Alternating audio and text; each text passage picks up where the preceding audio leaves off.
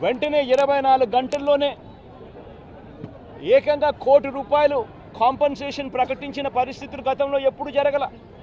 ఇట్లాంటి ఘటనలు జరిగినప్పుడు గవర్నమెంట్ ఎప్పుడూ కూడా రెస్పాన్సిబిలిటీ తీసుకొని గవర్నమెంట్ ఎప్పుడూ కూడా బాధితుల పట్ల సానుభూతితో ఎప్పుడూ వ్యవహరించలా.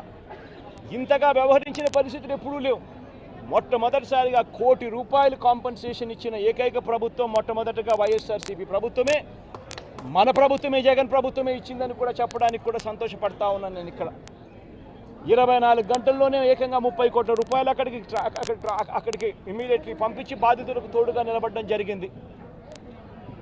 ఎవరైతే దెబ్బలు తగిలాయో, ఎవరైతే ఉన్నారో వాళ్ళని వెంటనే హాస్పిటల్లోకి చేర్పించడం, 3 రోజులు హాస్పిటల్లో ఉంటే ₹10 లక్షల మేర కాంపన్సేషన్ ఇవ్వడం, హాస్పిటల్లోకి జరిగిన మైనర్ ఇంజరీస్కి కూడా వెంటనే ₹3 లక్షలు ఇవ్వడం, హాస్పిటల్లోకి ఎవరు వచ్చినా కూడా చిన్న గాయాలతో వచ్చిన వాళ్ళకు కూడా ₹25,000 మేరకు వాళ్ళకు కూడా కాంపన్సేషన్ ఇచ్చి పంపించడం, ఏకంగా గ్రామాలకు కూడా 15,000 మంది 15,000 మంది నివాసం ఉంటా ఉన్న చుట్టుపక్కల ఉన్న 5 గ్రామాలకు సంబంధించి ప్రతి ఒక్కరికి కూడా మళ్ళీ ₹10,000 కూడా ఇచ్చి కూడా తోడుగా నిలబడిన పరిస్థితులు ఆ రోజుల్లో వైఎస్ఆర్ కాంగ్రెస్ పార్టీ ప్రభుత్వ హయాంలో జరిగాయి.